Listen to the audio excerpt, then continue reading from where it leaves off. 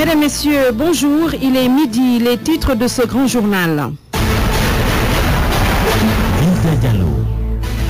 Scène de violence à la mairie de Jacques Baudin à Diourbel. Il y a eu des blessés.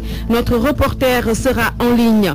Le ministre de l'Hydraulique reporte les dates des coupures d'eau sur instruction du chef de l'État. Pape Diouf s'explique de Paris où il se trouve dans le cadre du groupe consultatif. Le Sénégal se préparait à une pénurie du liquide précieux jeudi et vendredi prochain. Le président Macky Sall face aux investisseurs internationaux et les opérateurs économiques du Sénégal au second jour de sa rencontre de Paris. Le patron du mouvement des entreprises de France appelle le Sénégal à plus investir dans les domaines de l'enseignement supérieur et de la formation professionnelle pour mieux adapter les jeunes au marché de l'emploi. Pierre Gattaz sera dans ce grand journal. Report des élections locales du 29 juin prochain. Tous les ingrédients sont réunis. La décision pourrait tomber aujourd'hui avec la Sénat, mais déjà beaucoup de blocages qui pourraient conduire à un second report des municipales. Ibrahima Benjamin Diagne nous en parlera. La page internationale, ce sera l'affaire de Sorna Natambaye. Bonjour Sorna. Bonjour Binta Diallo. Quels vont être les titres qui seront développés dans la page internationale? Alors au Mali, après plusieurs mois d'absence, certains groupes djihadistes tentent de reprendre le contrôle de quelques localités dans le nord et ils opèrent en toute discrétion. En Côte d'Ivoire, 5 personnes ont été tuées à la frontière avec le Libéria. Parmi les assaillants non encore identifiés, 3 sont faits prisonniers et 1 a perdu la vie. Nous parlerons également de la Guinée-Bissau et de la crise centrafricaine. Binta. Merci beaucoup Sornonata. Bonjour Malal Junior Diagne. Quel sera le menu du journal des sports? On parlera spécialement de football avec la liste de Alain Giresse, 23 joueurs convoqués parmi lesquels Dembaba qui signe son retour après près d'1 an d'absence. Mais également on parlera des gardiens de but, autres joueurs convoqués par Giresse qui prépare la prochaine date FIFA prévue le 5 mars prochain. Le Sénégal croise le Mali à Paris. La sécurité et la prise en charge des malades mentaux en question. On en parle dans Point de vue, ce sera à partir de 12h30. À la technique de ce grand journal, Abdoulaye Diop à la présentation et avec un immense plaisir, Adjaratou Binta Diallo, bienvenue. RFM Midi. Bienvenue chez vous. Binta Diallo. Le Sénégal ne sera plus privé d'eau jeudi et vendredi prochain. La coupure d'eau annoncée par la SDE a été reportée par le ministre de l'Hydraulique, Pape Diouf de la France, où il se trouve, s'explique au micro de notre envoyé spécial Mantouré. Je voulais donc annoncer que, comme on l'avait donc retenu lors de la coupure de septembre, après l'établissement de l'eau, on avait effectivement retenu qu'au mois de février, c'était programmé avec Degrémont pour qu'il y aurait un arrêt de 24 heures pour tout simplement mettre la couche de peinture sur la pièce neuve qu'on avait installée. Puisqu'à l'époque, on avait une pression donc, des populations qui faisait que, bon, prendre encore 24 heures de plus à l'époque, c'était trop. Pourquoi on avait différé cette opération au mois de février. Mais on n'avait pas calculé avec actuellement ce qui se passe avec le groupe consultatif où le DG de la SONES et le DG de la SNES sont à Paris. Donc, ce ne serait pas encore adéquat pour nous que cette opération se fasse en leur absence. C'est pourquoi on a décidé donc de reporter et on avisera en tout cas pour la date précise à laquelle on va procéder à l'opération. Et pendant ces 24 heures, il y aura toutes les dispositions? Toutes les dispositions. Comme d'habitude, on va annoncer et puis comme d'habitude, on va demander aux populations de prendre les dispositions, mais également, comme l'ASD l'a fait la dernière fois, on prend les dispositions avec les camions citernes, les points d'eau pour que les populations n'en souffrent pas assez. Le ministre de l'Hydraulique n'a pas dit les véritables raisons du report des coupures d'eau, mais RFM a cherché à savoir le pourquoi. C'est le président de la République lui-même qui a donné des instructions pour le report. C'est parce que, Daouda Diouf, l'on ne peut pas demander des investissements dans un pays qui est souvent confronté à des problèmes d'eau. On en sait un peu plus sur les raisons du report de la coupure d'eau prévue les jeudis et vendredis prochains par les services de la SDE et de la SONES de Paris, où il se trouve pour les besoins du financement du plan Sénégal émergent. Le chef de l'État, Macky Sall, informé de ces situations, a donné des instructions fermes à son ministre Pape Diouf pour que les populations ne soient pas privées d'eau à son arrivée. Nos sources basées à Paris nous apprennent que le président Macky Sall, après avoir obtenu 3 785 milliards de nos francs, ne compte pas rentrer au Sénégal et se voir accueilli par des bassines vides parce que tout simplement la SONES et la SDE ont procédé avec la société d'Aigurement au revêtement intérieur de la pièce en acier de l'usine de l'eau de Komo-Marsar. L'entourage du chef de l'État trouve qu'après tous les efforts déployés par Macky Sall et son gouvernement, il n'est pas question de saboter le plan Sénégal émergent. Sur cela, Pape Diouf a pris son téléphone pour ordonner au directeur de la SDE et de la SONES de tout faire pour reporter la date de ces travaux. Du côté de la SONES comme de la SDE, on apprend que toutes les dispositions ont été prises et que les techniciens étaient prêts pour donc démarrer les travaux ce jeudi et rétablir l'eau dans la nuit du samedi au dimanche prochain. Face aux directions du chef de l'État, la SDE et la SONES ont décidé de reporter la coupure. On offre de soulagement pour les populations qui ont toujours en souvenir la fameuse journée du 11 septembre 2013. RFM 94.0, la radio en puissance. Il y a eu échauffourée à la mairie de Diourbel que dirige Jacques Baudin tout à l'heure, affrontements qui ont engendré des blessés. Les manifestants ont voulu empêcher la tenue d'une réunion convoquée par le maire en ligne de Diourbel, Mohamed Diop. Va chauffer ce matin à la mairie de Diourbel. Des blessés ont même été notés par des éclats de vitres, parmi eux des conseillers municipaux. À l'origine de cette tension, une réunion convoquée par le maire de Diourbel et que des conseillers contestataires ont voulu empêcher. Moussa Djaoudjian, conseiller municipal. Le bureau municipal élargi à une certaine intercommission, ce qui n'existe pas dans l'architecture du code des collectivités locales. Depuis plus de 8 mois, Jacques Baudin a fait sciemment de ne convoquer aucun organe du conseil municipal, donc il est hors la loi, il est faux pro. Aujourd'hui, il est bousculé par des histoires de budget. Il a voulu convoquer une réunion pour faire passer le budget par des organes qui n'existent pas, qui ne sont pas reconnus par le code des collectivités locales. Les conseillers municipaux, étant informés de cette affaire, se sont mobilisés en masse et sont venus à la mairie pour participer à la réunion. Il accuse le secrétaire municipal d'avoir convoyé des nervis pour les déguerpir de l'enceinte de la mairie. Certains sont des contracteurs de la mairie pour essayer de d'évacuer les conseillers municipaux par la force. Alors, c'est un paradoxe de vouloir faire sortir un conseiller municipal élu dans sa mairie par des nervis qui sont envoyés par le maire.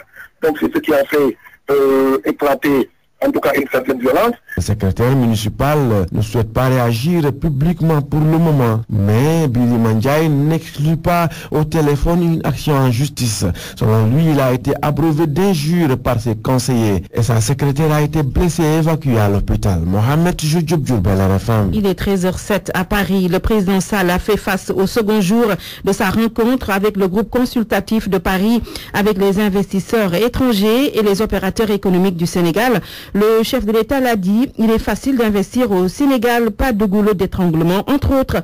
Nous retrouvons à Paris notre envoyé spécial Mantouri. La corruption, le président de la République se veut rassurant. En travaillant pour que la corruption soit combattue dans nos services et que les investisseurs privés ne soient pas bloqués parce qu'ils n'auront pas agir d'une certaine manière dans tel ou tel dossier. Il va même jusqu'à donner des conseils aux investisseurs. Je vous le dis ici, refusez toute proposition qui nous est faite pour obtenir tel ou tel avantage. Si nous le savons, vous aurez tout ce qu'il vous faut en tant qu'investisseur pour lui, bien entendu, que toutes les évidences soient prises. C'est-à-dire qu'on ne peut pas venir dire que je vais faire ça, et puis on vous donner des hectares. Il faut donner des évidences en matière d'investissement. Vous refusez de payer de l'argent pour obtenir la signature d'un tel ou tel autre compte. La leçon de son prédécesseur est bien sûre. Wade avait misé sur les infrastructures pour le développement. Macky Sall fait de même. Pour dire que les infrastructures et services de transport vont occuper la place la plus importante pour 621 milliards de francs CFA. Mais le secteur privé doit jouer sa partition. Il doit être compétitif. Il faut le valoriser, il faut faire la promotion. Il faut investir dans l'outil et il faut former les personnels pour que ce secteur soit attractif puisque le Sénégal... Une opération de charme pour convaincre, reste à savoir si cela va marcher. Le mouvement des entreprises de France, par la voix de son président, appelle le Sénégal à plus investir dans le domaine de l'enseignement supérieur et de la formation professionnelle pour mieux adapter les jeunes au marché de l'emploi. Pierre Gattaz l'a dit au micro de Mantouri. Le défi est double, quantitatif, parce que au Sénégal, l'enseignement supérieur doit supporter apporter chaque année une augmentation nette de 10 000 jeunes étudiants supplémentaires. La problématique de l'adéquation entre la formation et l'emploi est au cœur des enjeux de développement économique. Nous devons concentrer nos efforts sur les compétences. C'est particulièrement vrai pour le Sénégal où le secteur des services, secteur qui dépend peut-être plus que d'autres de la qualité des hommes et des femmes et de leurs compétences, contribue pour 60% à la production de richesses. Mais ne nous limitons pas, car toutes les filières d'avenir ont besoin de formation pour une agriculture plus performante, un secteur énergétique restauré, des filières d'exportation compétitives. Une partie plus importante de l'aide internationale devrait être consacrée au financement de modèles innovants de gouvernance de la formation, à la structuration de pôles régionaux d'excellence et à l'essor de nouvelles technologies. Les besoins sont gigantesques. Nous devons avoir des réponses massives pour réduire le fossé qui se creuse entre les qualifications disponibles et les besoins du marché du travail. Les besoins devraient être mieux ciblés à l'aide d'outils d'analyse et de prospective, tels qu'un observatoire des compétences et de l'emploi développé avec les organisations professionnelles. Le secteur privé a un rôle de premier plan à jouer dans la gestion des centres de formation afin de favoriser l'insertion professionnelle, mais aussi d'accroître les capacités d'innovation et de recherche. Le Sénégal qui récolte des milliards de francs CFA à Paris dans le cadre du financement du plan Sénégal émergent. Le PSE n'est que de la poudre aux yeux, ont laissé entendre certains de nos compatriotes. Il y aura du concret que s'il y a des réalisations, ont-ils laissé entendre Seydou Nourouba. Ils se sont habitués au discours purement politicien. Le plan Sénégal émergent est aussi pour ces Sénégalais un discours politique. C'est les vacances, je n'y crois pas. Non. Non, je ne sais pas, mais je n'y crois pas. Parce que tout le temps, c'est les mêmes discours qui reviennent. Donc, je n'y crois pas. Très sincèrement, je n'y crois pas. Pour un Sénégal émergent, ironie, soutient-il, il y a des préalables qu'il faut d'abord respecter ici même, avant d'aller à l'extérieur pour faire face aux bailleurs. Je pense qu'il faut travailler sur les Sénégalais, sur le citoyen. L'émergence fait appel à une mentalité, à un comportement. Maintenant, si les milliards viennent, alors qu'on ne sait pas par où l'injecter, alors qu'il y a des problèmes majeurs dans ce pays et que l'État, en quelque sorte, fuit ses responsabilités par rapport à la jeunesse, comment voudriez-vous que moi, en tant qu'agent de cette structure étatique que je crois à 3 800 milliards en faveur du PSE, des bailleurs se sont déjà engagés. Si l'argent atterrit au Sénégal, ils devraient connaître une gestion très claire, comme l'eau de roche. Espérons que tous ces sous-là vont aller là où ça doit aller. Maintenant, il faut que les gens fassent des suivis pour que l'argent vienne. Mais attention, mais d'une manière transparente, que ça soit entre des mains, mais également que les dirigeants soient de bons gestionnaires. Mais avant tout cela, il reste dubitatif pour un Sénégal émergent. En tant que Sénégalais, je souhaite quand même que ça se réalise. Hein. Vous y croyez, oui ou non? Mais écoute, j'ai dit, je voudrais quand même que ça se réalise. Ils attendent de voir ce que le PSE va avoir comme résultat. Pour l'économiste Ousmane Sané, le Sénégal n'a pas changé, mais les Sénégalais si. L'économie sénégalaise va absorber tous les milliards de francs CFA annoncés compte tenu des urgences. L'ancien directeur de la Bourse régionale des valeurs mobilières antenne sénégalaise au téléphone de la Samba Diop. Le programme Sénégal émergent conduit par le président de la République à Paris a connu un succès. Dans notre jargon de financier, on appelle ça une sursouscription. C'est-à-dire quand on cherche 1853 milliards et qu'on a presque doublé ce montant, il y a une souscription. Moi, je pense, même si le Sénégal n'a pas changé, les Sénégalais ont changé. Les Sénégalais sont devenus assez intelligents et entrepreneurs. Nous avons des institutions bien en place avec des mécanismes de transparence.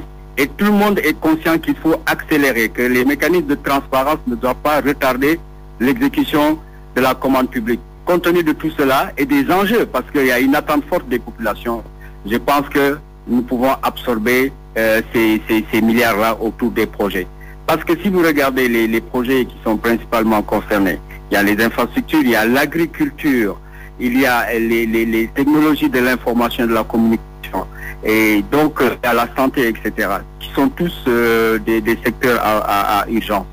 Je pense qu'aujourd'hui, les Sénégalais ont l'intelligence et la capacité d'accélérer l'absorption de ces fonds-là. Et quand le président de la République ajoute qu'au sein de la primature, il y aura une cellule de pilotage de tous ces projets, pour voir à tout instant leur bonne conduite et lever les goulots d'étranglement, je pense qu'on est en train là de poser les bases d'une accélération de la consommation de ces fonds. Le grand cadre des syndicats d'enseignants suspend son mot d'ordre de grève. Cela fait suite à la signature des accords avec le gouvernement le 17 février dernier. Les syndicalistes exigent l'application des accords signés. Ils ont fait face à la presse aujourd'hui. Nous y reviendrons. Il est 12h15. Le journal. L'actualité politique. Les locales du 29 juin sont-elles sur le point d'être encore une fois reportées? Tous les ingrédients sont en tout cas réunis pour un second report. Au vu des points de divergence de l'acte 3 de la décentralisation, les blocages au niveau de la revue du code électoral, la Sénat pour le moment ne fait que constater les désagréments. Ibrahima Benjamin gagne. Face à ce jeu politique, la Sénat va ainsi entrer en scène après plusieurs blocages observés à la suite des rencontres entre les plénipotentiaires et les ministères de l'Intérieur. La majorité et l'opposition n'ont pas encore dissipé leur malentendu sur la revue du code électoral.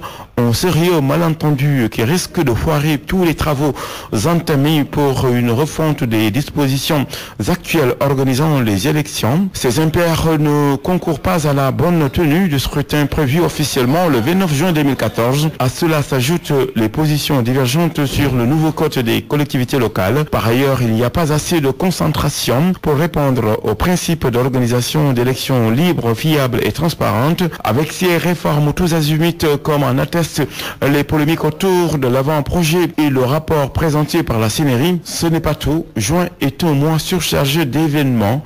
Il y a le Ramadan, le mondial et l'hivernage, souvent synonymes d'inondation. Les locales risque donc de tomber à l'eau. Vague de contestation au sein de l'APR dans la région de Louga. Les mandataires envoyés par la direction de ce parti pour réunifier les différentes tendances n'ont pas réussi leur mission. La rencontre de concertation a été émaillée de violence. L'État tchadien se constitue partie civile dans le dossier Hissène Habré. Le Tchad dit avoir subi un énorme préjudice de la part de l'ex-président. C'est pourquoi il n'entend pas observer comme un spectateur le procès de Habré. Une délégation de l'État tchadien en compagnie de nombreux avocats a été reçue ce matin aux chambres africaines extraordinaires où il a tenu une rencontre avec les journalistes. Nous y reviendrons avec notre reporter Ousmane Gueye. La réhabilitation de la maison d'arrêt et de correction de Sédhiou ainsi que l'amélioration de l'alimentation des détenus, c'est une exigence de la section sénégalaise d'Amnesty International. Son directeur exécutif Seydi Gassama a rendu visite aux prisonniers de Sédhiou. Les travailleurs des activités aéroportuaires du Sénégal s'opposent au transfert de l'aéroport de Dakar à Diass.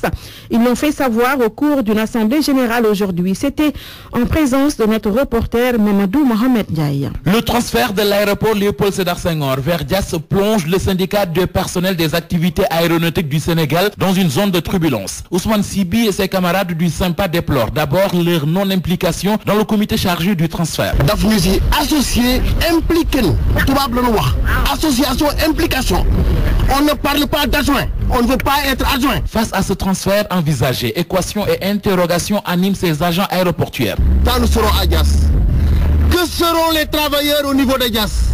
Est-ce qu'ils vont perdre les emplois? Au moment où nous parlons de télescopique et de figueuse, c'est-à-dire quand le passager sort de l'aéroport, il rentre directement dans l'avion. Il n'y aura pas de bus.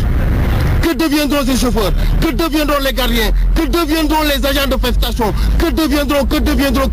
C'est pourquoi le syndicat demande l'intervention du chef de l'État. Président de la décret, président de la République, président de la République, na wax ci mbir mi mu jaarale que ci ministre bi mu def un arrêté wane ni le gestionnaire, le futur gestionnaire sera ADS et que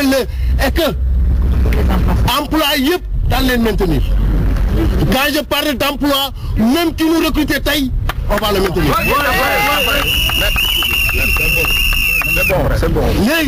L'Assemblée générale du syndicat des personnels des activités aéronautiques du Sénégal s'est tenue en dehors des locaux de l'Agence des aéroports du Sénégal. L'accès leur a été interdit, d'où la présence forte des gendarmes sur place. RFM. L'actualité internationale.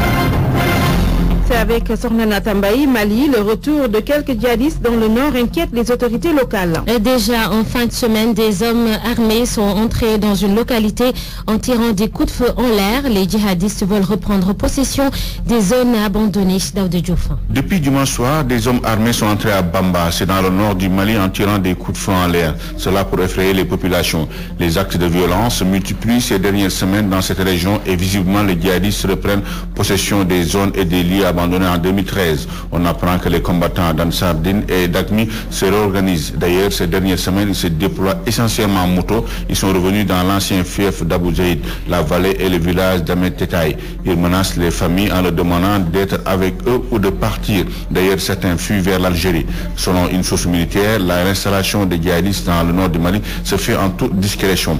Ils ont des observateurs pour suivre les mouvements des Français. Ils n'utilisent pas de téléphone satellitaire. Les soldats français ont du mal à intervenir rapidement dans cette zone trop éloignée de Taoudeni. L'état-major français déclare qu'il y a des missions, elles n'ont jamais cessé, mais pas dans la zone citée. Côté malien, on précise qu'il n'y a pas de troupes au sol, mais un survol permanent et des missions d'écoute, car il y a actuellement une forte reprise des activités des djihadistes dans le massif. Côte d'Ivoire, plusieurs personnes ont perdu la vie dans une attaque à la frontière avec le Libéria. 5 morts au total, Binta. Les 4 appartenaient aux forces républicaines de Côte d'Ivoire et le 5e était l'un des assaillants. Parmi les civils, il y a eu des blessés. Les hommes armés venus du Libéria et non encore identifiés auraient mené cette attaque suite à l'arrestation au Libéria de quelques Ivoiriens. Ces derniers étaient soupçonnés de préparer une attaque. Par ailleurs, le ministre délégué à la Défense, Paul Kofi, déclare avoir fait prisonnier 3 des assaillants qui sont actuellement interrogés. Pour renforcer la sécurité à la frontière, l'armée ivoirienne promet 600 hommes. Guinée-Bissau à présent, sur le matin, les employés de la radiodiffusion nationale ont décrété une grève de 30 jours. Ils exigent le paiement de 40 mois d'arrière et de salaire. Par ailleurs, ces travailleurs dénoncent leurs mauvaises conditions de travail. Nous y reviendrons plus tard avec Noah Mankali Binta. Prise en Centrafrique, le Parlement français se prononce sur une éventuelle prolongation de l'opération Sangaris. On s'attend à un vote favorable, ceci malgré les difficultés que rencontrent les forces françaises sur le terrain. Ce week-end, un 3e soldat a perdu la vie. Les détails avec Ndefatou Ndiaye. À la suite des déchaînements de violence à Bangui, près de 500 morts en quelques jours, le Parlement français se pose la question de poursuivre ou non l'intervention en Centrafrique. Le vote aura lieu aujourd'hui pour décider du sort de la mission Sangaris. En France, l'opposition ne remet pas en cause le fondement de l'opération, mais fustige des erreurs d'appréciation. Le nombre de soldats déployés était insuffisant. On parle aussi d'1 millier d'hommes, de 4 à 6 mois de mission de sécurisation avant de passer le relais aux forces africaines et à l'ONU. Les parlementaires sont loin d'être unanimes. La majorité émet des inquiétudes. Elle estime que l'on est en train de conduire les soldats français à la limite de l'épuisement. 2 mois seront finalement nécessaires pour ramener un semblant de calme, car à Bangui, personne ne veut déposer les armes. Les anti-Balaka tentent d'imposer leur loi. Depuis le début de l'opération, le 5 décembre dernier, 3 soldats français ont perdu la vie. Ndefatou Ndiaye, le Maroc est très en colère contre la France pour cause. Une ONG a déposé 2 plaintes pour complicité de torture contre le chef du contre-espionnage marocain, Abdelatif Hamouchi. 7 policiers français ont effectué une descente à la résidence de Hamouchi à Paris pour apporter une convocation émanant d'un juge d'instruction. Le Maroc reproche aux autorités françaises d'avoir ignoré les procédures diplomatiques et pour détendre l'atmosphère, le président François Hollande a même contacté le roi Mohamed VI Binta Diallo. Merci beaucoup, Sornana Tambaye. Parole aux auditeurs. L'actualité, qu'en pensez-vous? Moi, je pense que vous devez. Réagissez dans nos éditions d'information sur l'actualité. Bonjour. Oui, bienvenue sur cette antenne de RFM. Du lundi au vendredi, vous avez la parole sur RFM. La sécurité et la prise en charge des malades mentaux en question, on en parle d'un point de vue. Ce sera à partir de 12h30.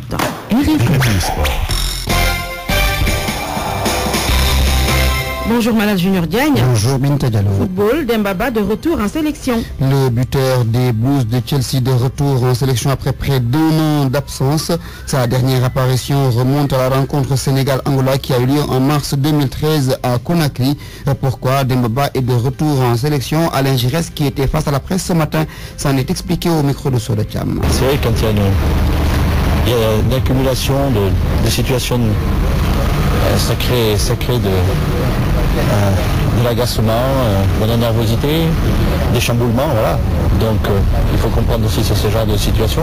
Le décalage de la date, c'est là, c'est du présent, quoi. C'est-à-dire, vous vous rendez compte que la période, c'est-à-dire c'est le mois de juin, c'est la période où les joueurs sont en vacances et tout le monde avait des programmations le 17 au matin pour partir en vacances. Donc quand vous apprenez que tout d'un coup il faut tout modifier, ça crée humainement des perturbations. C'est qu'après derrière vous avez eu ce voyage sans fin interminable de lundi qui a laissé des traces, qui a laissé des traces sur le plan nerveux. On avait déjà vécu un petit souci à Bruxelles. On est sur le fil du rasoir. Donc n'utilisons pas des mots qui dépassent la réalité de la situation. Il faut remodifier tout le programme, c'est-à-dire décaler tout. Il y a une légèreté de la part de la FIFA, il faut le dire. Franchement, je pense que le match a été fixé au 16. Voilà, après vous parlez de report, j'ai jamais entendu parler de report. Donc Alain Giresse qui s'exprimait un peu sur le cas Giresse, sur le cas Dembaba. Alors à la découverte à présent, Malal Junior Diagne du reste du groupe à présent. D'un groupe de 23 joueurs avec des joueurs que l'on connaît bien qui reviennent après s'être battus pour bien honorer l'équipe nationale du Sénégal. Ils reviennent pour préparer cette fois-ci la prochaine Coupe d'Afrique des Nations de football Sodacham.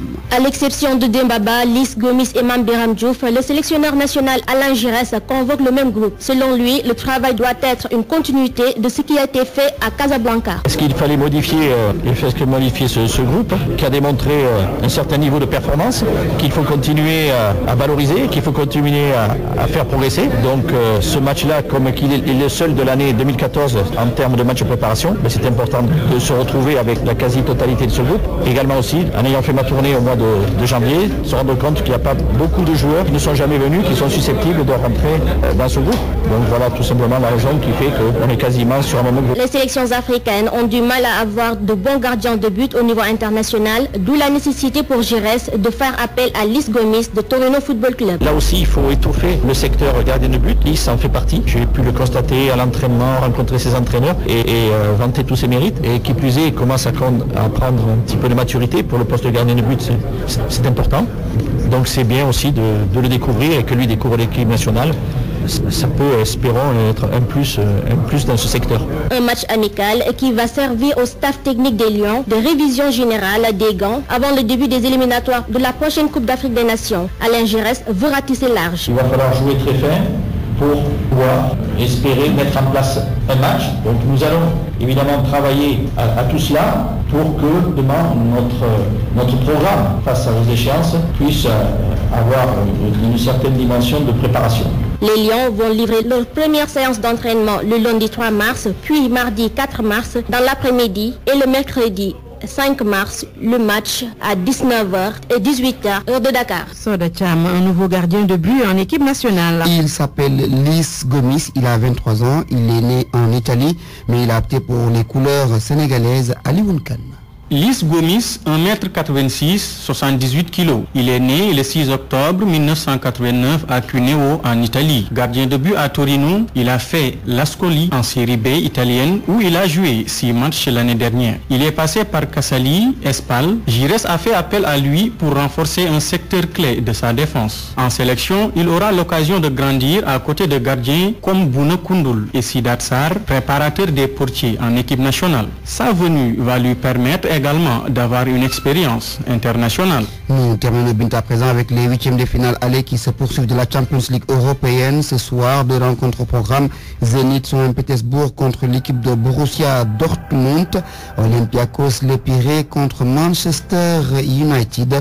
Ce sera donc un match très important pour les Red Devils qui ont pratiquement perdu le championnat anglais et qui misent désormais tout sur la Champions League pour sauver leur saison. C'est tout, Binta, pour la page des sports. À tout à l'heure, Malal Junior. À tout à l'heure. Devant une toux persistante de plus de 2 semaines, rendez-vous vite à la structure de santé la plus proche pour consulter et dépistage de la tuberculose. Le programme national de lutte contre la tuberculose PNT vous livre ce message. La presse du jour avec Ibrahim Benjamin Diagne. Bonjour. pari gagné pour Macky qui rit à Paris avec ses 3000 milliards pris au groupe consultatif. Le chef de l'État décroche le jackpot pour le financement du plan Sénégal émergent, jubile l'observateur. Pour le quotidien de l'immeuble et la Limandour, c'est pour enterrer ce qu'il appelle le Sénégal indigent. Une très belle moisson de Macky Sall se réjouit l'AS. Selon notre confrère de Sacré-Cœur, Macky vend bien le PSE, un programme qui pèse lourd, s'exclame le quotidien, satisfait de la rencontre de Paris, où, d'après le journal de la cité Djilimbey, le Sénégal dépasse largement ses objectifs. À la recherche de 1853 milliards de francs CFA, l'État décroche 3729. Même sentiment pour Libération avec les mêmes titres et les mêmes chiffres. Notre confrère trempe sa plume sous la pluie des milliards de bailleurs de fonds en faveur du Sénégal. C'est un grand succès, écrit le Populaire, reprenant une déclaration du chef de l'État. Le soleil darde ses rayons dans la même direction, annonçant que le Sénégal obtient plus du double de ses attentes. Dans le quotidien national, le président Sall y déclare que le PSE, c'est plus de partenariat et moins d'aide. Ces milliards de francs CFA serviront justement à l'agriculture, aux infrastructures et à l'énergie. Pour Sud Quotidien, c'est l'aboutissement de plusieurs mois de travail, de polémique autour d'un plan qui aura mobilisé beaucoup de ressources financières et humaines. Walfadjri poursuit la polémique autour du mandat du président de la République en soulignant que Macky Sall se ligote devant les bailleurs. Le journal de Front de Terre explique que Macky est désormais dos au mur. Une nouvelle qui ne plaira pas à beaucoup d'apéristes comme Moustapha Cissé Lo qui, jusque-là, sont opposés à la réduction du mandat du chef de l'État. Notre confrère d'en déduire, Sall ne peut plus revenir sur cette décision. Aucune décision n'est prise par rapport au rapport de la CNRI. Mais Moustapha Niasse, dans Direct Info, dit non à la diabolisation du professeur Amadou Makhtar Mbow. Dans les colonnes du même journal, le président de l'Assemblée nationale estime que le rapport représente une grande qualité et il faut le ramener dans son contexte. Et Niasse de s'interroger, faut-il prendre toutes les propositions avant de répondre à sa propre question? Dans l'Observateur, le rapport de la CNRI n'est ni le Coran ni la Bible. Le rapport contient des propositions et non des décisions, clarifie le patron de l'AFP. Avant de rajouter, ce travail ne s'impose pas ni au chef de l'État, ni à l'exécutif. Ce sont les Sénégalais eux-mêmes qui doivent se l'approprier, voir ce qui est réalisable maintenant et ce qui ne l'est pas, et pour quelle raison. Ce rapport fait couler en tout cas beaucoup de salive, mais l'eau risque de ne plus couler à Dakar si on tient compte des précisions de la SDE dans le journal de Futur Média. Notre voisin d'à côté annonce une perturbation de la distribution en eau dans la capitale dakaroise entre jeudi et vendredi. C'est ce qui fait dire à notre confrère que le tuyau de l'usine de Kormamar-Sarr réveille les peurs à Dakar et les colères des citoyens. La colère de Youssou N'Dour en marge du groupe consultatif de Paris. Enquête nous en parle. Le journal de Point E informe que l'ex-ministre du Tourisme se fâche contre Massamba Sarr qui tente de le bloquer dans l'ascenseur. L'Observateur revient sur les malentendus entre You et Mass. C'est la première dame qui d'ailleurs calme les ardeurs. Mariam Faye joue au sapeur-pompier et les épines enlevées du pied. Tout est bien qui finit bien. Bonne lecture à tous. La tuberculose guérit. Le traitement est gratuit et disponible dans toutes les structures sanitaires du pays. Le programme national de lutte contre la tuberculose PNT vous a livré ce message. Point de vue. Regard croisé sur l'actualité du jour. Nous y sommes, la sécurité et la prise en charge des malades mentaux en question en ligne. Ansoumana John, il est le président de l'ASAM. L'ASAM, c'est l'association sénégalaise d'assistance aux malades mentaux. Bonjour Monsieur John. Bonjour, Binta. Alors, votre association a récemment produit un rapport d'enquête dans lequel vous dites que 2192 malades mentaux errent au Sénégal. Est-ce que cela veut dire que les malades mentaux ne sont pas pris en charge et ils ne sont pas en sécurité au Sénégal? Oui, ce rapport avait été même transmis au chef de l'État, son Excellence Macky Sall, qui malheureusement jusqu'ici n'a pas voulu donc réagir par rapport à ça. Les malades mentaux errent, nous ne le disons jamais assez. La présence du malade mental dans la rue constitue un danger pour lui-même et pour la société. Et selon la loi 75-80. En son article premier, la justice doit faire de sorte que le malade mental errant soit pris en charge gratuitement. Malheureusement, depuis la question de Macky Sall au pouvoir, nous n'avons cessé de l'interpeller sur la question. Ce ministre de la Santé, Marie Paul Seck, ayant longtemps triché par rapport à cette question de l'errance des malades mentaux, et en savoir par le professeur Aïda, psychiatre, chef de la division de la santé mentale, et le docteur Papa Amadou Diak, directeur général de la santé, qui tous ne respectent pas les malades mentaux. Aujourd'hui, les conséquences sont là. On tue des malades mentaux à Tambacounda comme des animaux, et aucune autorité ne réagit. Ni le ministre de la Santé, le ministre de la Justice, ni le chef d'État lui-même, puisque Macky Sall, là où il se trouve à Paris, est au courant qu'on tue des Sénégalais à Tambacounda. Comme il a fait avec les coupures d'eau, aujourd'hui, Macky Sall a l'impérieux devoir de donner des instructions fermes à l'ensemble de son gouvernement pour que cette question-là soit prise en compte immédiatement. Ansoumana Dione, maintenant, qu'est-ce qu'il faut faire pour mieux prendre en charge les malades mentaux et assurer leur sécurité? Il y a un centre qui nous appartient à nous, Assam, un centre construit à Kaolak, sur notre propre terrain. C'est ce centre-là qu'il va falloir ouvrir très rapidement. Ce centre flambe neuf, ce centre est prêt à recevoir tous les malades mentaux errants au Sénégal. C'est 2192 malades mentaux errants. Et on n'a pas besoin de 3 000 milliards.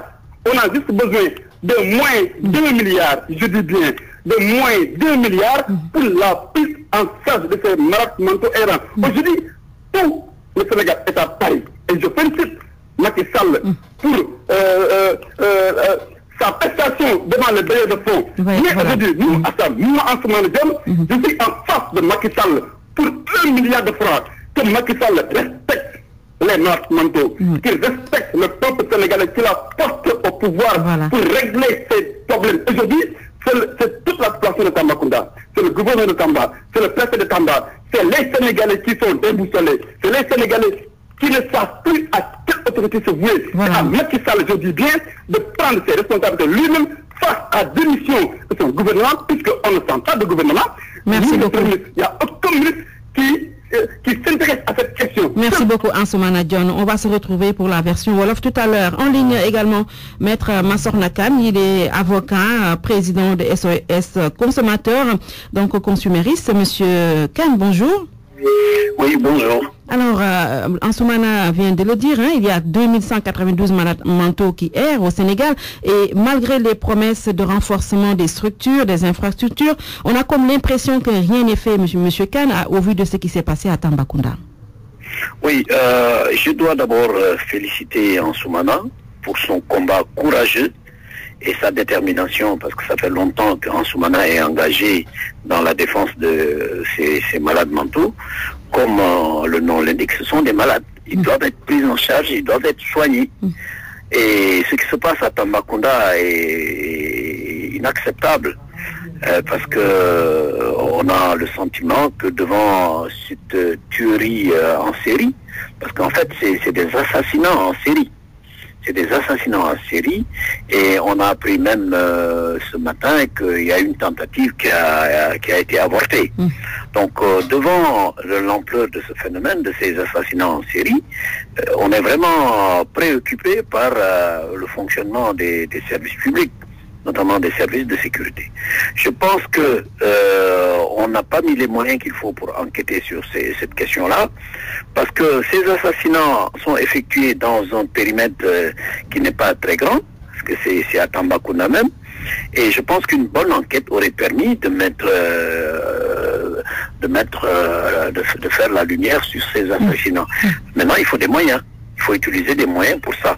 C'est pas parce que c'est des malades mentaux qui sont tués qu'on ne doit pas mettre les moyens suffisants pour enquêter sur ce drame. Il faut qu'on enquête sérieusement sur ça. Et je pense que si on mobilise ce qu'il faut comme moyen, notamment des enquêteurs de la DIC et autres, parce qu'il arrive qu'on les dépêche quand il y a de gros. Mais il faut mettre les moyens pour enquêter sur ces assassinats en série. Mais qu'est-ce qu'il faut justement mettre? Déplacer beaucoup de policiers, les amener là-bas, qu'ils fassent des enquêtes et des traitements pour mettre fin à cette tuerie-là. Il faut le faire. Ouais. Mais qu'est-ce qu'il faut justement mettre pour mettre fin à ça et puis également mieux assurer la sécurité et la prise en charge des malades mentaux? Problème de moyens. Il faut que l'État mette les moyens pour ça. C'est un problème de sécurité. Je ne sais pas quels sont les effectifs là-bas à Tamba pour la police et la gendarmerie, mais cette tuerie en série aurait dû être arrêtée depuis longtemps. Oui, mais de façon globale, maître. De façon globale, qu'est-ce qu'il faut faire? Même si c'est ponctuel, même si c'est circonstanciel, il faut mobiliser suffisamment d'hommes et de moyens là-bas pour mettre fin à cette tuerie. Et pour mieux sécuriser et prendre en charge les malades mentaux, qu'est-ce qu'il faut faire de façon globale? Les mesures à prendre? On en parle depuis longtemps, c'est comme si c'était une clause de style. On parle toujours de prise en charge des malades mentaux, mais c'est pas, on le voit pas. Le sentiment des Sénégalais, c'est que ces gens sont laissés à eux-mêmes.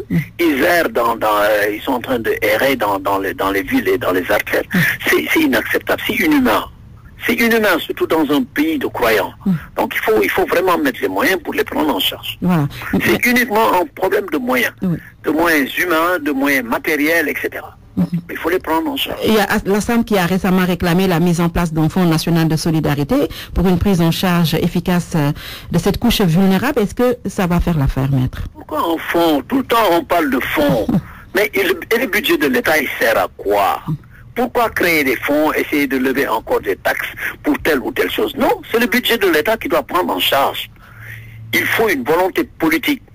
Il faut vraiment être honnête dans ses intentions. On ne peut pas tout le temps faire des déclarations d'intention et ne pas les mettre en œuvre. C'est ça le problème. Voilà. Merci beaucoup, maître Massor Makan. L'autre intervenant s'appelle Serigne Mormay. Il est psychologue. Bonjour, monsieur May. Bonjour. Alors, quel doit être l'état psychologique de la personne qui tue un malade mental? Je pense que cette personne-là, on la connaît pas pour parler de son état psychologique.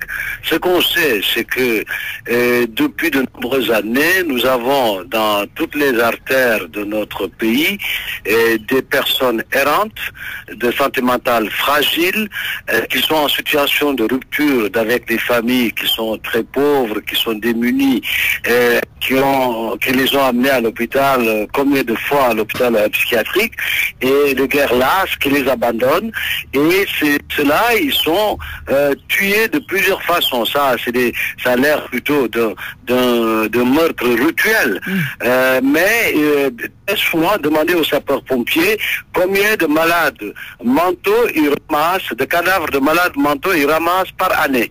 Ça veut dire qu'ils sont tués par des automobilistes et qui s'enfuient. Demandez-leur aux sapeurs-pompiers. Allez-y pour votre enquête. Alors, la problématique, c'est que d'abord, j'ai entendu Maître Massor Makan, c'est une question de volonté politique. Une santé mentale fragile, ça peut arriver à tout le monde. C'est une question d'humanisme, c'est une question de politique en termes que les institutions qui doivent les accueillir, il y en a peu. Parce qu'une des solutions, c'est que lorsque quelqu'un est malade, qu'on puisse l'accueillir dans un espace pendant une période de soins qui permette après qu'il soit qu'il retourne en famille. Mais aujourd'hui, les familles sont débordées. Quand vous avez un schizophrène dangereux, écoute, les gens ont tendance à l'exclure, à faire du naotal carrément, et comme ça, la personne est dans l'errance. C'est les institutions qui nous manquent. Prenez les institutions qui sont disponibles au Sénégal. Il y en a peu, et ils sont débordés. Les médecins sont débordés. Nous, praticiens de la psychologie, nous recevons des familles désespérées qui ne savent pas que faire de leurs malades. Parce que le malade est agité, le malade est dangereux pour la communauté familiale. Il faudrait quelque part que la famille ait une pause, un répit, à des fins de pouvoir soigner, se refaire une santé, la famille se refait carrément une santé, et que le malade soit suivi. Donc ces meurtres répétés sont de l'ordre certainement de meurtres rituels. On en a parlé il y a quelques mois qu'au Sénégal existe des meurtres rituels des gens à qui des marabouts, ou je ne sais pas qui sont-ils, commandent de tuer une personne, de ramener sa tête, de ramener ses organes nobles. Il y a tellement de choses, surtout dans un pays en crise comme le nôtre. Donc il faudrait d'abord créer et avoir une bonne politique de santé mentale qui prenne en charge les malades, que les malades ne soient pas errants. Et pour ce faire, il faut des institutions pour cela. Parce que les familles sont débordées et les solidarités sont devenues changeantes. Dès que tu as une santé mentale fragile, ben écoute, tu es négligé parce que économiquement, ça coûte. Donc, l'État doit faire quelque chose de ce point de vue-là. Je pense aussi que j'entendais Maître Nasser Nakan, moi je connais mon pays aussi et je trouve que du point de vue des effectifs, aujourd'hui une enquête, il disait que Tamba est petit, mais Tamba, l'espace de Tamba à Kédougou, c'est un espace qui est internationalisé, qui est ouvert à la sous-région, c'est un espace vaste. Il faut des effectifs de police énormes pour pouvoir faire une enquête et assurer la sécurité. Et je pense que de ce point de vue-là aussi, c'est un appel au pouvoir public pour qu'il renforce les forces de sécurité dans cette zone, dans cet espace complètement internationalisé, où il y a péril à la demeure au-delà des malades mentaux qui sont assassinés. Regardez la prostitution d'enfants dans ces zones-là, orifères et tout ça. Donc il y a beaucoup à faire et il nous faut investir dans des forces de sécurité qui ont des moyens pour pouvoir en fait assurer la sécurité des personnes et des biens. Merci beaucoup. On se retrouve tout à l'heure, Monsieur Serigne Mourmbaye. Merci également à Ansoumana John et à Maître Nasser Nakan. Parler français. Grammaire. Orthographe et sens des mots. Dans la langue de Molière. C'est avec Nantouré.